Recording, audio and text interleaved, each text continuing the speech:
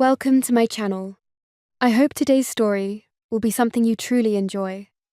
Please support me even more. Now, let's begin the story. I should have known trouble was brewing when Mom insisted on a big family Halloween party at their house.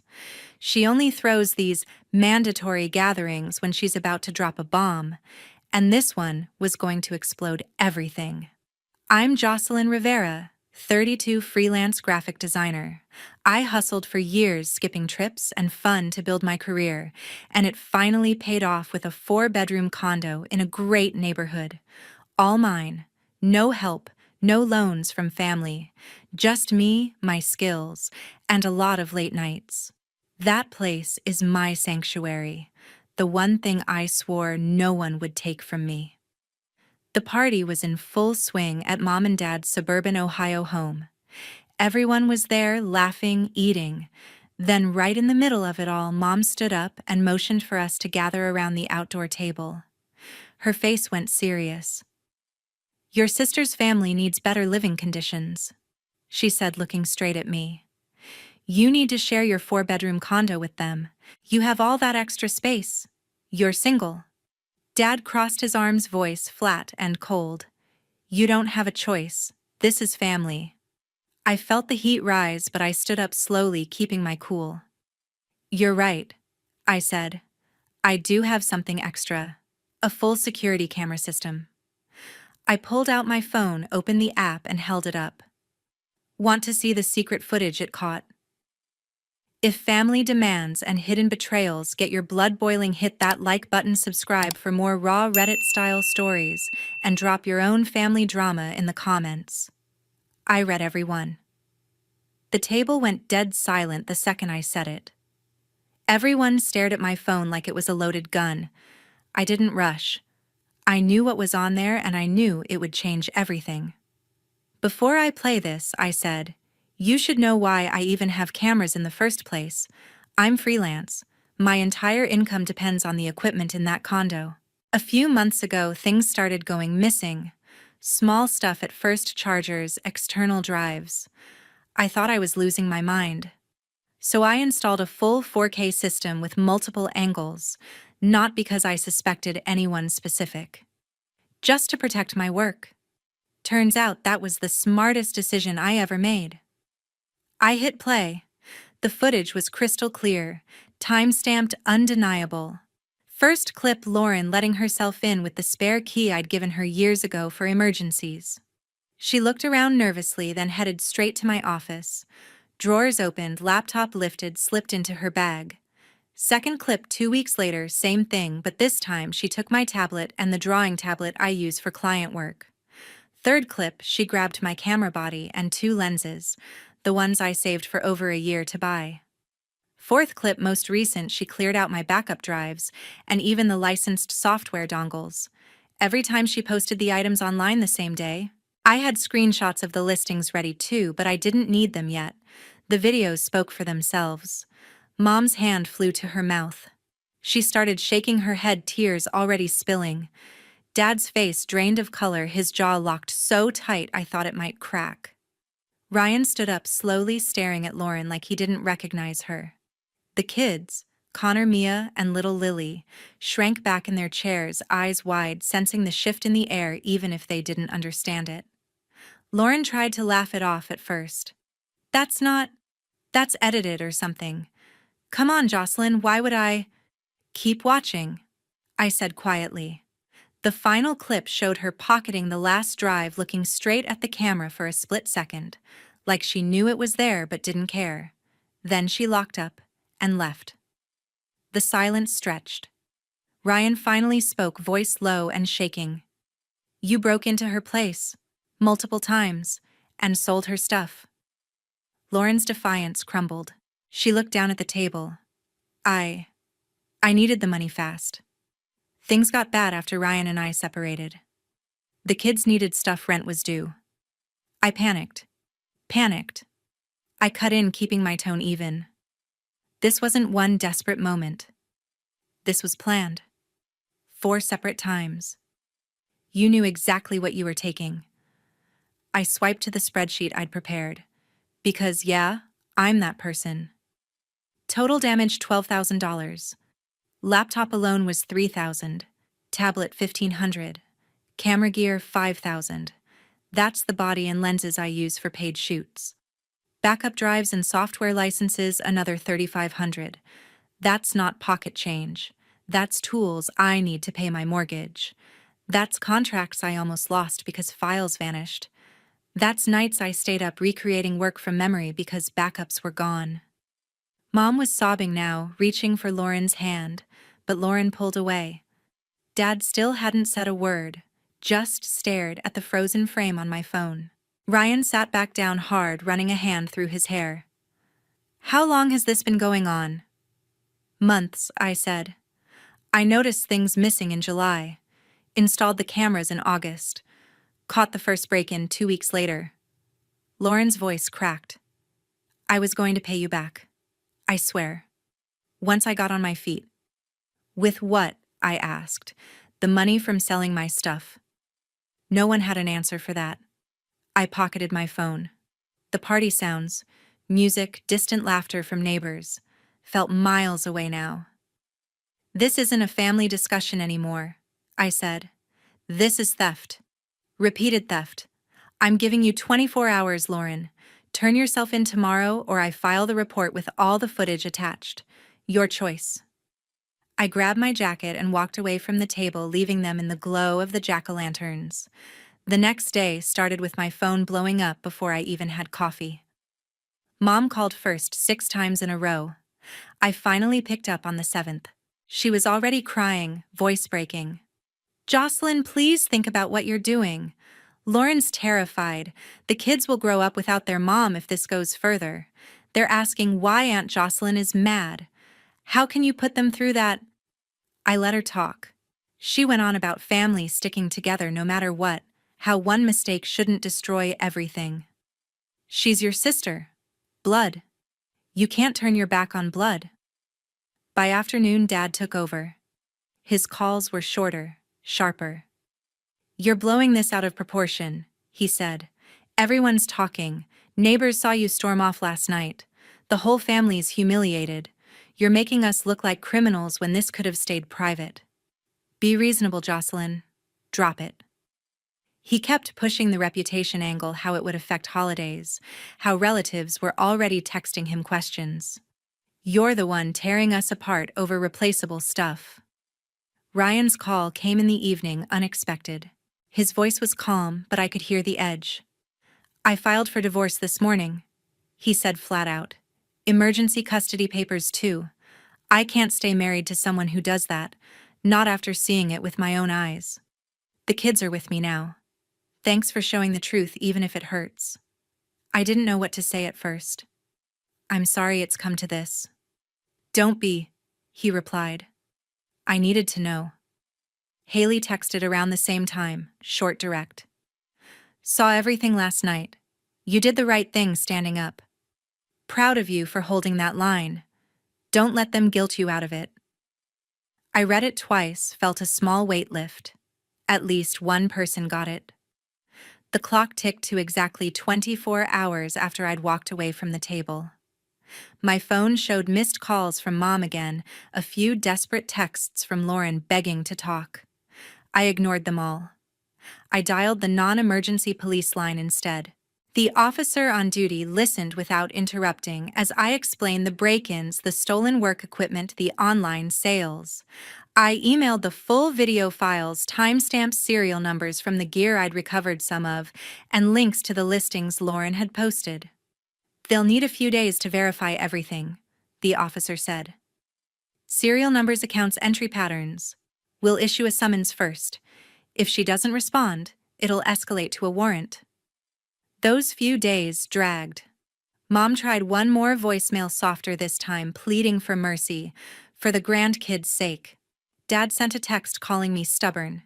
Nothing from Lauren directly after the initial begs. Then 3 days later, Haley forwarded a family group chat screenshot. Lauren had ignored the summons. The warrant went out that afternoon. Police showed up at Mom and Dad's house that evening. Lauren answered the door thinking it was another relative checking in. Handcuffs clicked before she could react. Mom wailed from the porch as they led her away. Neighbors watched from windows. The arrest hit the local blotter by morning. Lauren's first court appearance happened within a week of the arrest. The charges were straightforward: multiple counts of burglary and theft backed by time-stamped video recovered items and online sale records. Her court-appointed attorney reviewed the evidence and advised her to take the plea deal the prosecutor offered almost immediately. No trial, no risk of jail time for a first offense with no priors. Lauren stood in front of the judge, voice barely audible, and accepted. 2 years probation. Strict terms: weekly check-ins with a probation officer. Random drug tests, no new arrests. 300 hours of community service, cleaning parks, sorting food bank donations, roadside litter pickup in that bright orange vest everyone recognizes.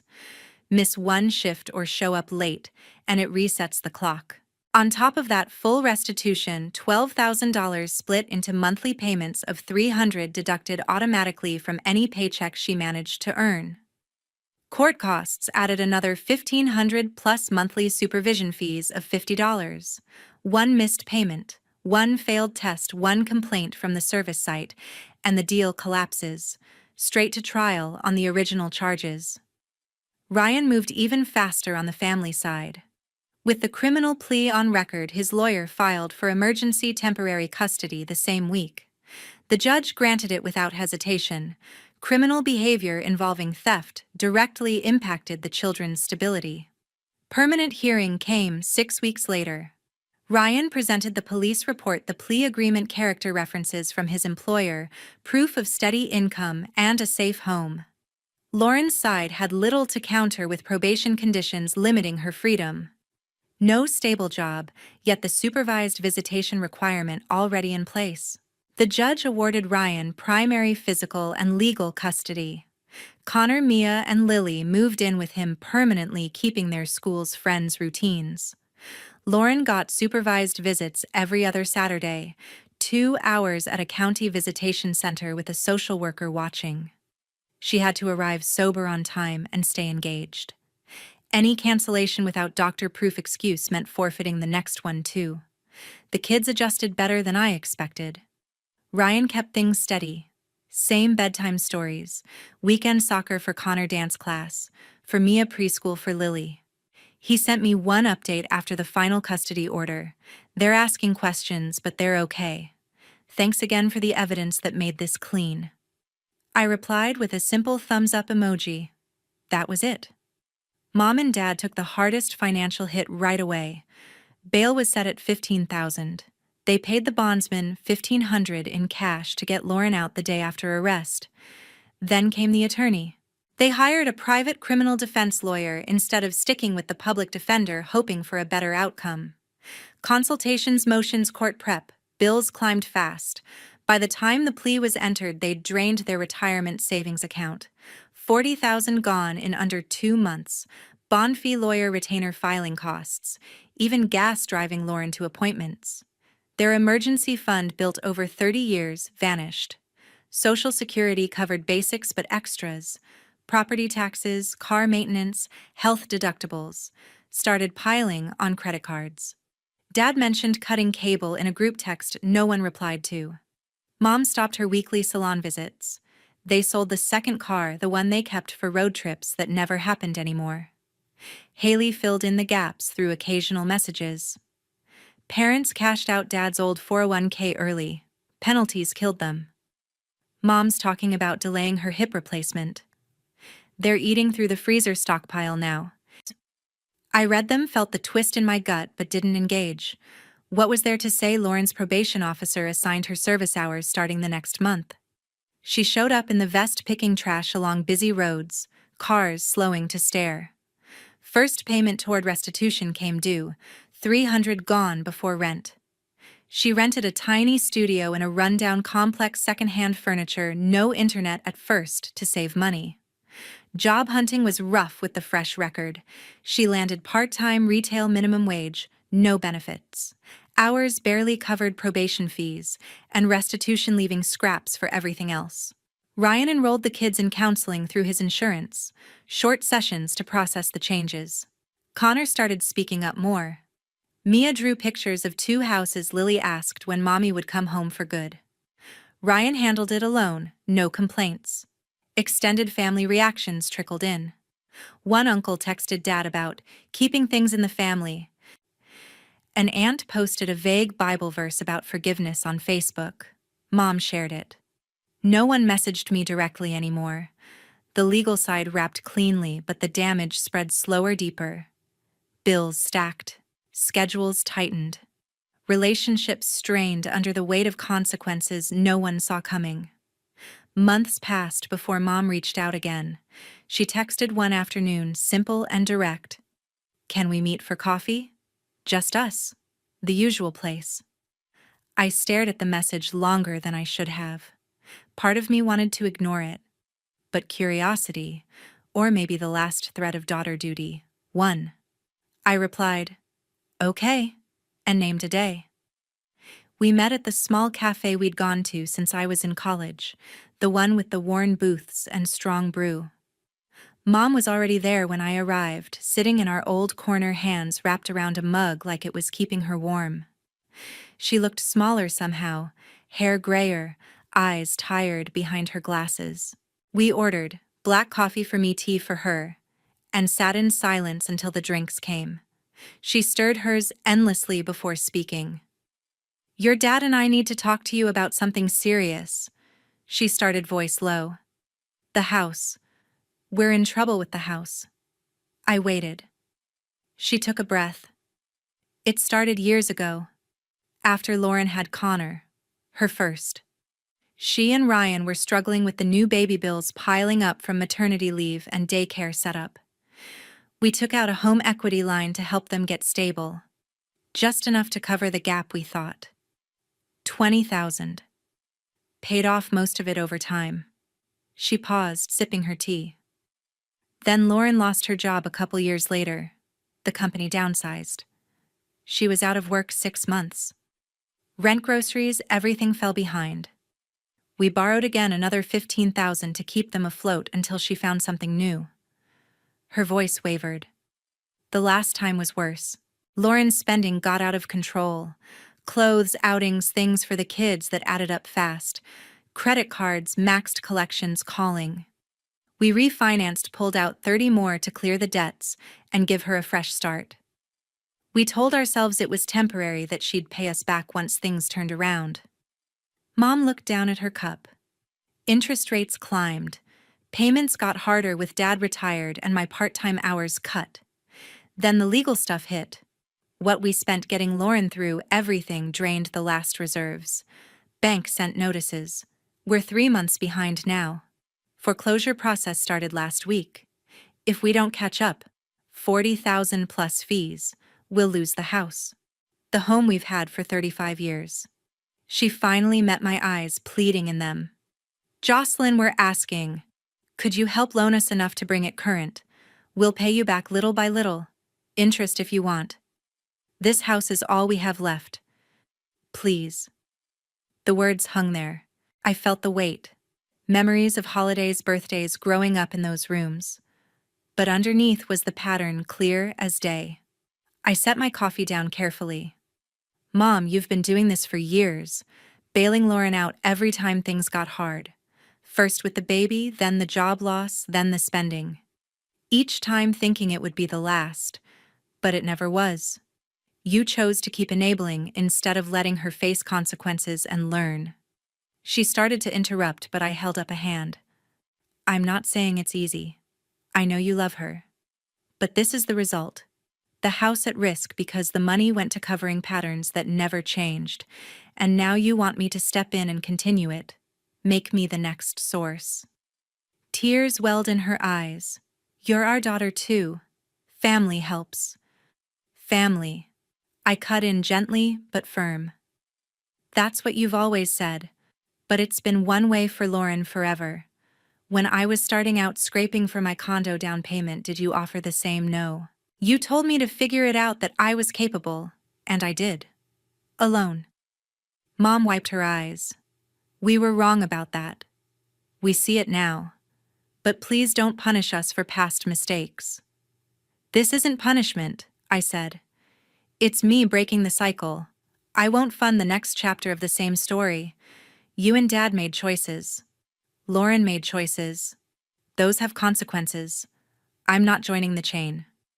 She sat quiet a long moment, tears falling freely now. No more arguments came. I paid for both drinks and left. Driving home, the guilt tried to creep in. Images of them packing boxes, losing memories. But I pushed it back. Boundaries aren't cruel. They're survival. The sale happened faster than expected. With foreclosure looming, Mom and Dad listed the house at a price low enough to attract quick offers. A young couple snapped it up in 2 weeks. Cash deal, no contingencies. Closing came a month later. They walked away with just enough to pay off the bank and cover moving costs. Nothing left for a down payment on anything better. They found a 2-bedroom apartment in the same Ohio suburb. Older building, thin walls, coin laundry in the basement. Rent was half the old mortgage, but it felt like a downgrade in every way. Smaller kitchen, no yard, shared hallways echoing with neighbors. They packed 35 years of memories into boxes, donated half the furniture because it wouldn't fit. Lauren moved in with them shortly after. Her studio lease ended, and with restitution payments eating most of her paycheck, she couldn't renew. The apartment was tight from day one. Lauren on the pull-out couch in the living room, her stuff stacked in corners. Mom and Dad took the main bedroom. The second became storage and a cramped office space no one used. At first, everyone tried. Lauren promised to contribute. Rent share, groceries, utilities. She landed a cashier job at a grocery store, full-time hours. Lasted 3 weeks. Quit because the manager was too demanding, and shifts interfered with her mental health days. Next job, warehouse stocking. Quit after 2 weeks, complaining about the early starts and heavy lifting. Third try, coffee shop barista. Gone in 10 days over a disagreement with a coworker. Each time she came home, frustrated, venting for hours about unfair bosses, toxic workplaces, how the world was stacked against her. Mom listened, nodded, made excuses. Dad stayed quiet, but tension built. Bills arrived. Lauren's share often short or late. She'd spend on takeout, new clothes, little treats. To cope, then borrow from Mom for restitution deadlines. Arguments started small. Dishes left in the sink, noise late at night, then escalated. Lauren accused them of treating her like a burden. Mom defended her. Dad withdrew further. Sleep suffered in the thin-walled space. Every raised voice carried. Extended family split wider. A few cousins messaged Mom blaming me for not helping, calling me heartless for letting parents lose their home. Group chats filled with passive comments about families sticking together in tough times. Others went radio silent, avoiding the drama altogether. Holiday invites thinned. No one wanted the awkwardness. Haley kept the updates coming. Lauren lost another job, says the schedule was impossible. Argument last night. Dad finally snapped about money. Mom's blood pressure meds increased. I read every text, felt the pull of old guilt, but responded minimally. Thanks for the heads up. Or just a thumbs up. Distance felt necessary. The apartment grew claustrophobic. Lauren's stuff spread. Shoes by the door, makeup on the shared bathroom counter, streaming shows blaring from the living room couch late into the night. Mom cooked smaller meals to stretch groceries. Dad took long walks to get out. Lauren applied for jobs sporadically, always finding reasons they wouldn't work before starting. Tension simmered daily, no real resolution in sight. 8 months after that Halloween party, life looked very different. 8 months after that, Halloween party life looked very different. My condo felt more like home than ever. I'd upgraded the security. New cameras with better night vision, smart locks that alert my phone for any activity. Not out of paranoia, just peace of mind. Work picked up steadily. Freelance gigs turned into retainer clients. Bigger projects, steady income that let me breathe easier. Mornings started with coffee on the balcony, evenings with whatever I wanted. Gym takeout, quiet reading. No drama knocking at the door. The weight I'd carried for years, that constant background hum of family obligations, was gone. Real relief, the kind that settles deep and stays. Lauren's path went the other way. She bounced between low-wage jobs, retail clerk, fast food cashier, cleaning shifts, nothing sticking long. Paychecks barely covered basics after probation deductions pulled their cut first. Restitution dragged on monthly hits she couldn't dodge. Supervised visits remained sparse. A missed check-in here, a late arrival there, and opportunities shrank further. Connor, Mia, and Lily saw her less, their lives anchored with Ryan's routine. She complained about the system being rigged, but changes never followed. Mom and Dad aged noticeably in those months. Photos Haley occasionally shared showed it. Deeper lines, slower movements, the spark dimmed. The small apartment wore on them. Utility bills, tighter outings. Rare health appointments, more frequent without the old cushion. They stopped reaching out altogether. No birthday calls, no holiday cards, no accidental texts. Silence from their end matched the blocks I'd set on mine. I went through channels methodically. Phone numbers blocked, social media unfollowed, or restricted, email filters catching anything that slipped through. No dramatic announcements, just quiet closure. Haley's updates slowed too. I replied less, letting distance grow naturally. Some nights, old thoughts surfaced, wondering if they were okay, if the kids missed the old dynamic. But the pull faded quicker each time. I'd built something solid on my own, and protecting it mattered more than chasing reconciliation that never came. Family ties don't always hold. Sometimes cutting them free is the only way forward. I didn't win anything against anyone. I just stopped losing pieces of myself along the way.